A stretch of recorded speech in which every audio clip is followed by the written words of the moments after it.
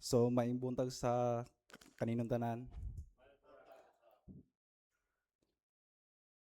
There are people will not like us whether we like it or not. So nagyoy mga tao gyud nga dili gyud ganahan sa tuwa. Musugot ta sa dili. Following Jesus is not easy. If the world hates you, appeal po si Jesus po. Dili exempted si Jesus dani. Nagyapon siya ay haters, bashers, maskin ang iyang mga buhat puros maayo. So maskin magbuhat ta sa mga ayong mga maayong butang or ginabuhat to ang ang pinaka perfect, pero naagyapoy mga tao nga mo judge gyapon sa tuwa. Kitang tanan dili ta exempted ani, naagyapoy mo persecute or mulutos sa tuwa. It's hard to convince or please other people, especially sa mga tao nga dili ganahan sa tuwa. Usay makahuna-huna ta nganong naay mga tao nga dili gyud ganahan sa ato, maybe sa atong attitude, behavior, or atong trato sa atong isig ka tao. Para sa ako is kuan siya kanang kung naitaw bitaw nga dili comfortable or dili ganahan sa kuha is maka-question ko sa akong hunahuna nga nganong kani nga tao dili siya ganahan sa kuha basin tali sa akong binuhatan or akong trato or basin or sa akong pagbinuang sa iya. Maybe usahay insecure sa ato or naibog or I mean kanang naibog is sa atong mga naabot or naibog sa atong mga kuan kanang kaptangan or nasina or dili gyud sila ganahan sa ato. So nagyoy mga tao gyud nga kuan gyud kanang dili gyud ganahan sa ato. So di bale pag makakita sila sa ato basin mo surok ang ilang dugo or kuan gyud or malain gyud ang ilang adlaw. Kung naay mga tao or ang kalibutan na dili ganahan sa tuwa, unsa man ang atong buhaton? Ato ba silang i-hate? Dili pansinon?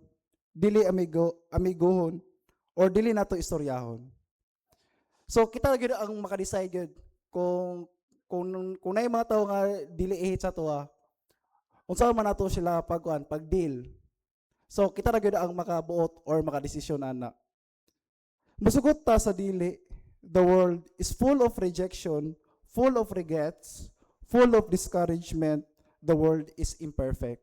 So kani nga kalibutan na dili gud perfect. Kay kita tanan makasasala. So musugot ta sa dili, kita mga Kristohanon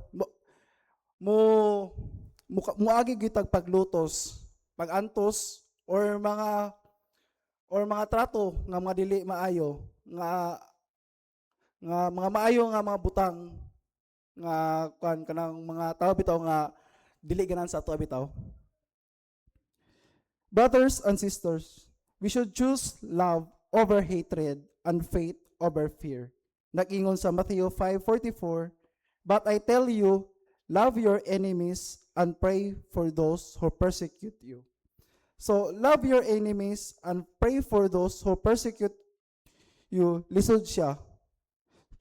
So, para sa ako is, kung nakoy kaaway, lisod man siya higugmaon. O kanang iampo na ko akong ikaway, lisod siya buhaton.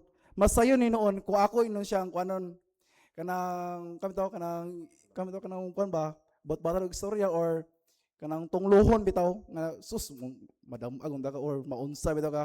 So di bale makasala na hinunta kay tungod sa to mga nga nigula nga dili maayo. So nakasala na hinunta. Lisod may mong humble sa mga tao na atong kaaway or dili ganahan sa tuwa. O atong i-pray basin ato inong tungloon sa mga dili maayo. So sa akong gingan kay ina mas lisod yun nga atong higugmaon ang atong kaaway or atong i-pray. Mas dalay noon nga atong tunglohon. So sa katapusan, ang ako lang i-con sa inyo, isulti is, daning kabuntaga is, continue doing good, be kind, and love to one another, and always humble sa usag-usa. Pray sa mga tao, kung kinsa ang dili ganahan sa ato, kaysa atong baslan, o dili maayo na buhat. So, makausa, may buntag ka atong tanan.